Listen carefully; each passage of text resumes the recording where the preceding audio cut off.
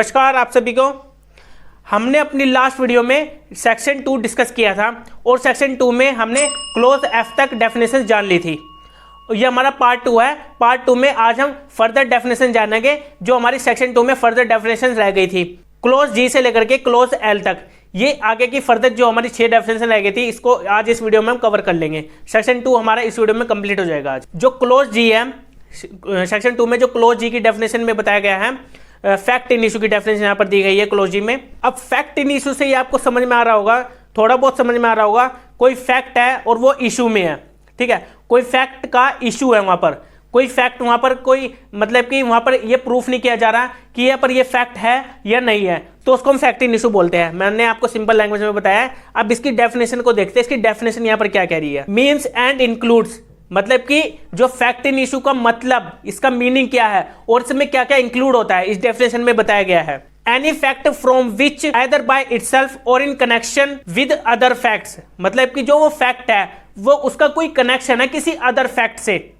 ठीक है, और उस फैक्ट का पता नहीं है कि वो एग्जिस्टेंस में है या फिर वो नॉन एग्जिस्टेंस में है, मतलब कि वो एग्जिस्ट कर रहा है या नहीं कर रहा है। इस बात का भी नहीं पता कि वो फैक्ट एग्जिस्टेंस में है या नहीं है, और ना ही ये पता है कि उसका नेचर क्या है, फैक्ट का वो कहां तक सीमित है, मतलब कि जो वो फैक्ट है उसमें क्या राइट है, उसका उसमें जो फैक्ट का में किस किस का क्या राइट है, और ना ये पता है कि उसमें इसका क्या नेचर है। ठीक है, ये यहां पर ये बता रहा है। और आगे क्या बताया गया है, लायबिलिटी और डिसलायबिलिटी, मतलब कि यहां पर लायबिलिटी बनती है या नहीं बनती किसी पर्सन की उस फैक्ट से रिलेटेड। ठीक है, ये भी एक फैक्ट इन इशू माना जाएगा। एजर्टेड और डिनाइड इन एनी सूट और प्रोसीडिंग, देखिए यहां पर सूट और प्रोसीडिंग वर्ड दिया गया है। सूट और प्रोसीडिंग मतलब यहां पर सिविल और क्रिमिनल में यूज हो सकता है यहां पर फैक्ट इन इशू, मतलब कि होगा यहां पर। ठीक है, फैक्ट इन इशू सिविल और क्रिमिनल केसेस में यूज होता है। फैक्ट इन इशू का मतलब तो यहां पर यही है, कोई इशू, कोई फैक्ट है वहां पर और वो इशू में है, उसको वहां पर प्रूफ ही नहीं किया जा रहा। ठीक है, और ना ये माना जा रहा कि वो एग्जिस्टेंस में है या एग्जिस्टेंस में नहीं है, और ना उसका नेचर का पता उस फैक्ट के, और ना उसके एक्सटेंट का पता। ठीक है, ये मैंने आपको सारी बातें बता दी हैं जो डेफिनेशन में दी गई है। और लायबिलिटी, जैसे इसकी लायबिलिटी बनती है या नहीं बनती, तो ये फैक्ट इन इशू बता रहा है यहाँ पर कि फैक्ट इन इशू कैसे बनता है। ठीक है, ये यहाँ पर जो मैंने अभी आपको बताया है फैक्ट इन इशू में, ये यहाँ पर यही बता रहा है, मतलब एक किस्म से इसका मीनिंग बता रहा है फैक्ट इन इशू कैसे बनेगा। अगर आपको फिर भी नहीं समझ आ रहा है तो फिर एक बार फिर से रिपीट करके फैक्ट इन इशू की डेफिनेशन दोबारा से सुन लेना, जिससे आपको क्लियर हो जाएगा। और अब इसकी एक्सप्लेनेशन में चलते हैं। इसकी एक्सप्लेनेशन यहां पर क्या कह रही है, एक्सप्लेनेशन यहां पर यह बता रही है, whenever under the provisions of the law for the time being in force relating to civil procedure, जहां पर सिविल प्रोसीजर, कोई सिविल केस चल रहा है किसी कोर्ट में, तो वहां पर वो फैक्ट इन इशू में है।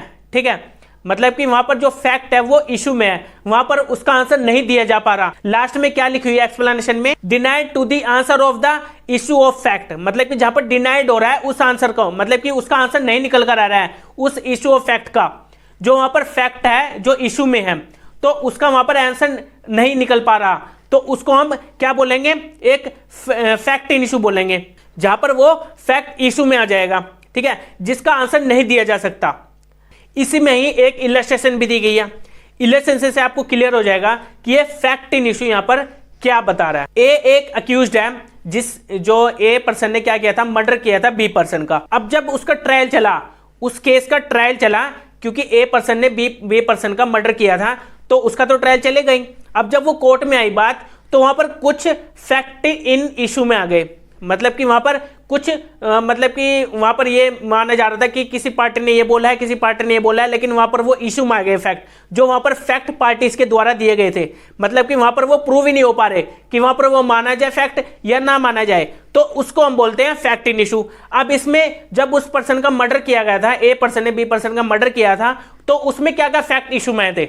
अब इसमें वो फैक्ट भी दिए गए हैं। अब नीचे पढ़िए, आपको साइड में दिख रहा होगा क्या दिया गया है इसमें। पहला है ए कॉज्ड बी's डेथ, क्या ए पर्सन ने बी की डेथ की है, ये भी एक फैक्ट इन इशू में है। वहां पर ये प्रूफ ही नहीं हो पा रहा कि भाई ए पर्सन ने बी पर्सन की डेथ की है या नहीं की है। ठीक है, वहां पर कॉज की है उस पर्सन ने, ए पर्सन ने बी पर्सन की डेथ, ये यहां पर फैक्ट इन इशू है। अब दूसरा इसमें पॉइंट बताया गया है, क्या वहां पर ए पर्सन की इंटेंशन थी, ए इंटेंडेड टू कॉज डेथ, मतलब कि बी पर्सन की वहां पर डेथ करने की इंटेंशन थी ए पर्सन की, तो यहां पर भी एक फैक्ट इन इशू है। ठीक है, वहां पर उसकी इंटेंशन नहीं पता लग रहा, वो भी एक फैक्ट इन इशू है। अब तीसरी इसमें बात की गई है, अब जब ए पर्सन ने बी पर्सन की डेथ की थी वो ग्रेव एंड सडन प्रोवोकेशन में की थी, ठीक है। अब क्योंकि वो बी पर्सन के थ्रू वहां पर उसको प्रोवोक किया गया था, इसी वजह से ए पर्सन ने वहां पर बी पर्सन की डेथ कर दी ग्रेव एंड प्रोवोकेशन में, ठीक है। सडन प्रोवोकेशन होता है जो एकदम से उकसाना बोल सकते हैं, ठीक है, वो एकदम से उसको गुस्सा आ गया था, वो प्रोवोक हो गया था, तो इसी वजह से ए पर्सन ने बी पर्सन की डेथ कर दी। अब यहां पर ये प्रूफ नहीं हो पा रहा कि वहां पर वो गुस्से में आकर उसने डेथ की थी, क्या उसके ऊपर मर्डर लगना चाहिए, कल्पेबल होमिसाइड लगना चाहिए।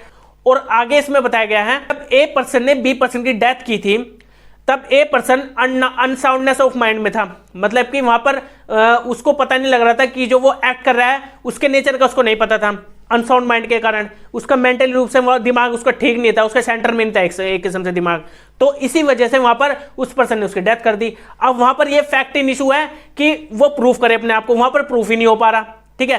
क्या वहां पर अनसाउंडनेस ऑफ माइंड के चलते हुए की थी और जिससे उसको ये भी नहीं पता लग रहा था कि वो क्या एक्ट वहां पर कर रहा है, उसके नेचर का एक्ट नहीं पता लग रहा था, तो ये भी एक फैक्ट इन इशू है, ठीक है।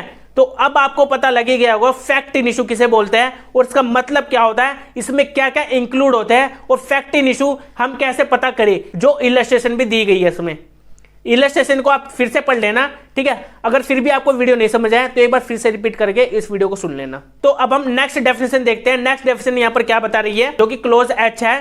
क्लोज एच में बताया गया है मे प्रिज्यूम की यहाँ पर डेफिनेशन दी गई है। अब मैंने अपनी पिछली वीडियो में आपको बताया था पार्ट फर्स्ट में मैंने आपको बताया था कंक्लूसिव प्रूफ के बारे में, जो क्लोज बी में था। कंक्लूसिव प्रूफ तो आपको समझ में आ गया होगा, ठीक है। अब कंक्लूसिव प्रूफ में मैंने आपको बताया था कि अगर कोई भी पर्सन अपना कोई प्रूफ देता है और वहां पर प्रूव हो जाता है, अब जब दूसरी पार्टी को वहां पर चांस मिलता है तो कोर्ट वहां पर उसको कंक्लूसिव प्रूफ मान लेती है जो उस पर्सन ने दिया था, तो कोर्ट वहां पर दूसरी पार्टी को तो चांस देगी नहीं, ठीक है। अगर कोर्ट मान लेती है कि वहां पर जो फैक्ट दिया गया है वो सही है एकदम, ठीक है। मैंने उसमें एग्जाम्पल भी आपको बताया था। एग्जाम्पल क्या बताया था, एक पर्सन ने क्या करा था, किसी के सर में क्या मार दिया था, डंडा मार दिया था, तो उस डंडे से उसको खून निकल गया। अब उसी के पास में ही एक कैमरा भी लगा हुआ था। अब कैमरे पे साफ साफ दिख रहा है कि उस पर्सन ने उसको डंडा मारकर उसको ग्रीवियस हर्ट पहुंचाया था उसके सर में, ठीक है। तो वहां पर कोर्ट ने उसको कंक्लूसिव प्रूफ मान लिया था। अब जो क्लोज है इसमें मे प्रिज्यूम है, मे प्रिज्यूम भी इसी से रिलेटेड है। अब मे प्रिज्यूम में क्या बताया गया है, अब मे प्रिज्यूम का मतलब तो यही है कि प्रिज्यूम कर भी सकते हैं, प्रिज्यूम नहीं भी कर सकते। अब यहां पर शैल वर्ड नहीं यूज किया गया है, शैल प्रिज्यूम का भी मैं आपको बताऊंगा, लास्ट डेफिनेशन इसमें दी गई है। पहले मैं आपको मे प्रिज्यूम बता रहा हूं। मे प्रिज्यूम का मतलब यहां पर यही होता है कि अगर जब कोर्ट के पास कोई फैक्ट आ रहा है, ठीक है, और उस फैक्ट को वहां पर कोर्ट प्रिज्यूम भी कर सकती है और प्रिज्यूम भी नहीं कर सकती, जो वहां पर एज एन एविडेंस दिया जा रहा है कोई फैक्ट। अगर कोर्ट वहां पर देखिए लास्ट में डेफिनेशन में दिया गया है until and unless it is disproved, जब तक कोर्ट डिस्प्रूव नहीं कर देती।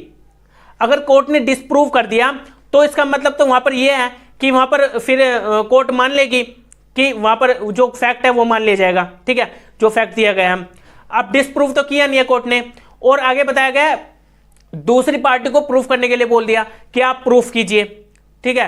तो जो मे प्रिज्यूम का मतलब यहां पर यही है कि कोर्ट यहां पर बोल सकती है, मतलब कि जो फैक्ट किसी पर्सन किसी भी पार्टी के थ्रू दिया जा रहा है, मे प्रिज्यूम का मतलब यहां कि कोर्ट वहां पर प्रिज्यूम भी कर सकती है उस फैक्ट को और प्रिज्यूम नहीं भी कर सकती। अब मे प्रिज्यूम में डिस्क्रिशनरी पावर होती है कोर्ट के पास कि उस फैक्ट को क्या करना है, जो एविडेंस के तौर पर दिया जा रहा है उसको माने या ना माने, ये कोर्ट के ऊपर बात होती है। कोर्ट वहां पर डिस्क्रिशनरी पावर होती है कोर्ट के पास कि उसको माने या ना माने। और जो क्लोज आई है, क्लोज आई में डेफिनेशन दी गई है नॉट प्रूव्ड की। अब जो नॉट प्रूव्ड है यहां पर प्रूव नहीं किया जा रहा है किस्म से। अब डेफिनेशन आप देखिए पहले क्या कह रही है यहां पर, a fact is said to be not proved, जो फैक्ट प्रूव ही नहीं हुआ, इट इज नाइदर प्रूव्ड और नाइदर डिसप्रूव्ड। अब देखिए जो वहां पर फैक्ट दिया जा रहा है, जो वहां पर प्रूफ के तौर पर दिया जा रहा है, वो प्रूफ वहां पर हो गया, ठीक है। अब उसको हम क्या बोलेंगे, प्रूव्ड बोलेंगे। अब जो प्रूफ वहां पर दिया गया था, कोई फैक्ट वहां पर दिया गया था एज एन एविडेंस, अब कोर्ट ने उसको बोल दिया कि ये एविडेंस नहीं है, इसको हम प्रूफ नहीं मानेंगे, ठीक है, ये प्रूव नहीं कर रहे हैं यहाँ पर फैक्ट, तो उसको हम तो कोर्ट ने उसको वहां पर क्या करते हैं, डिसप्रूव कर दिया। उस फैक्ट को एक्सेप्ट नहीं किया एक प्रूफ के तौर पर, तो उसको वहां पर डिसप्रूव कर दिया। अब नॉट प्रूव्ड का मतलब यहां पर यह है कि जो फैक्ट जो प्रूफ देना था वो प्रूफ ही नहीं मिला। अब मान लीजिए इन्वेस्टिगेशन ऑफिसर होता है, अब इन्वेस्टिगेशन ऑफिसर को तो कोई प्रूफ नहीं मिला, अब किसी केस में उसको छानबीन करनी थी। अब उस पुलिस ऑफिसर को, जो आईओ है, आईओ को वहां पर कोई प्रूफ ही नहीं मिला, तो उस केस में कोर्ट वहां पर क्या करेगी, कोर्ट वहां पर उसको नॉट प्रूव्ड बोल देगी कि यहां पर ये प्रूव ही नहीं हुआ। ठीक है, तो उस केस में तो वो दूसरा पर्सन है वो बरी भी हो सकता है। ठीक है, अगर वहां पर किसी पर्सन के अगेंस्ट कोई नॉट प्रूव्ड हो जाता है कोर्ट की तरफ से, कोई फैक्ट वहां पर प्रूव ही नहीं हुआ, तो उस केस में ज्यादातर केसेस में क्या होता है, वहां पर कोर्ट उसको पर्सन को क्या कर देती है, एक्विट कर देते हैं, बरी कर देती है। तो नॉट प्रूव्ड का मतलब आप समझ गए होंगे यहां पर क्या कह रहा है। अब आगे की इसकी डेफिनेशन क्या कह रही है, क्योंकि क्लोज जे है, क्लोज जे में बताया गया कि प्रूव्ड।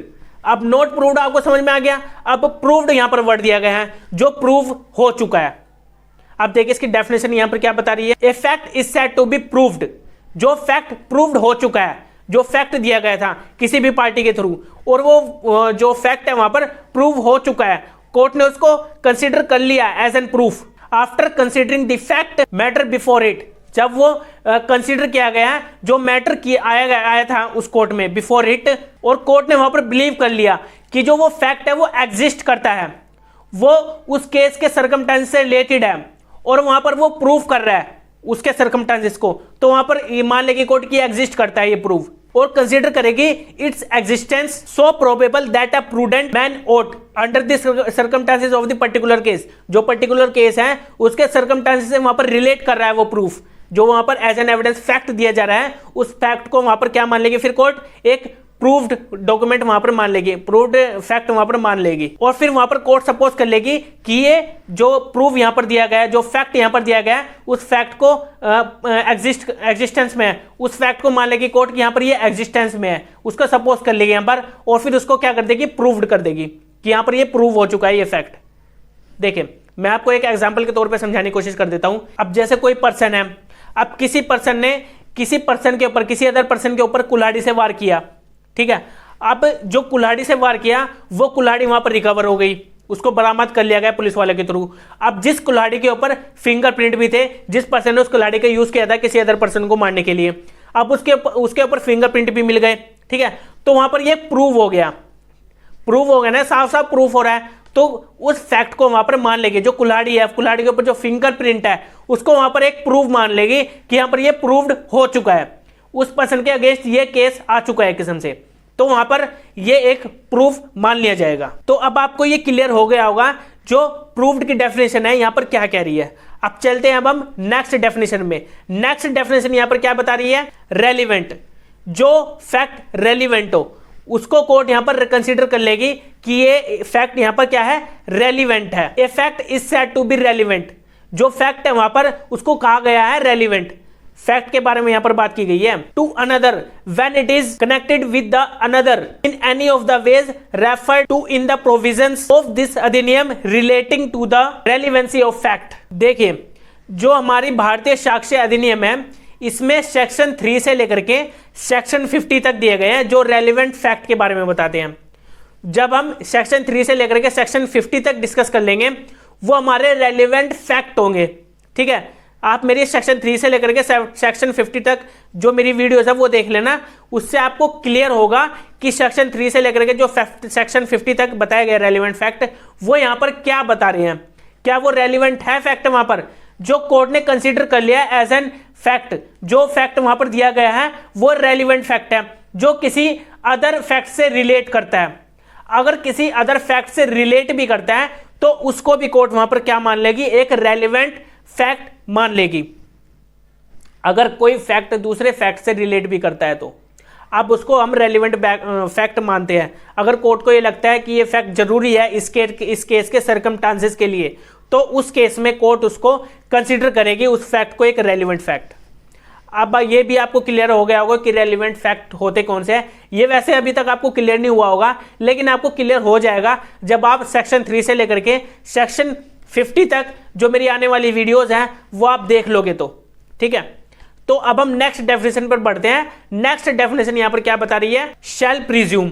जो मैंने आपको मे प्रिज्यूम बताया था, मे प्रिज्यूम भी शैल प्रिज्यूम के सेम ही एक किस्म से, बस वहां पर मे प्रिज्यूम था। मे प्रिज्यूम में क्या होता है कि डिस्क्रिशनरी पावर होती है कोर्ट के पास, उस फैक्ट को क्या माने, प्रिज्यूम कर ले या ना भी करे, वो कोर्ट के ऊपर डिस्क्रिशनरी पावर होती है, ठीक है। अगर वहां पर प्रूव भी हो रहा है, मतलब कि वो फैक्ट है भी है, तो कोर्ट में प्रिज्यूम कर सकती है, मतलब कि वहां पर माने या ना माने, कोर्ट के डिसीजन की पावर है। लेकिन शैल प्रिज्यूम में प्रिज्यूम करेगी, अगर कोई फैक्ट है वहां पर, उस फैक्ट को प्रिज्यूम करेगी ही करेगी। अगर वहां पर वो लग रहा है कोर्ट को कि यहां पर ये प्रिज्यूम कर लेना चाहिए, तो वहां पर उसको शैल प्रिज्यूम हम बोलेंगे। Whenever it is directed by this अधिनियम, जब जो हमारा अधिनियम है इसमें डायरेक्टेड किया गया है, इसमें डायरेक्ट किया गया है अधिनियम के अकॉर्डिंग, जो हमारा शैल प्रिज्यूम है, that the court shall presume a fact, जहां पर कोर्ट प्रिज्यूम करती है उस फैक्ट को, it shall regard such fact as proved, जहां पर उस फैक्ट को एक प्रूव मान लिया गया है, उस मतलब कि वो जो फैक्ट है वहां पर वो प्रूव्ड हो चुका है। जो मैंने आपको प्रूव्ड की डेफिनेशन अभी आपको थोड़ी देर पहले बताई थी, जहां पर कोई फैक्ट प्रूव्ड हो चुका है, तो उस केस में कोर्ट क्या करेगी, वहां पर उसको प्रिज्यूम कर लेगी, उसको प्रिज्यूम करेगी ही करेगी अगर वहां पर प्रूव हो रहा है कोई फैक्ट, ठीक है, तो उस केस में उस फैक्ट को वहां पर प्रिज्यूम करेगी कोर्ट।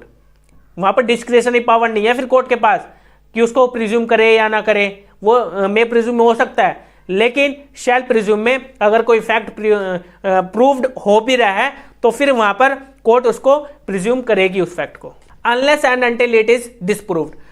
लेकिन इसमें अनलेस एंड अनटिल डिसप्रूव्ड की बात की गई है। जो मैंने डिसप्रूव्ड में मैंने आपको बताया था, कोई फैक्ट प्रूव ही नहीं हुआ, ठीक है, वो उस केस के सर्कमस्टेंसेस से मेल ही नहीं खा रहा, तो उस केस में जो फैक्ट दिया गया है वो वहां पर डिसप्रूव कर देगी कोर्ट, तो उस केस में वहां पर शैल प्रिज्यूम तो होगा नहीं, फिर तो वहां पर मे प्रिज्यूम हो सकता है, तो उस केस में मे प्रिज्यूम यूज करेगी फिर कोर्ट, मतलब कि उस फैक्ट को मान भी सकती है, नहीं भी मान सकती, वो कोर्ट के ऊपर डिस्क्रिशनरी पावर होती है। लेकिन शैल प्रिज्यूम में क्या करेगी कोर्ट, वहां पर अगर प्रूव्ड हो रहा है कोई चीज, कोई फैक्ट वहां पर प्रूव्ड हो रही है, तो वहां पर कोर्ट क्या करेगी, उसको शैल प्रिज्यूम कर लेगी, उस फैक्ट को प्रिज्यूम करेगी ही कोर्ट।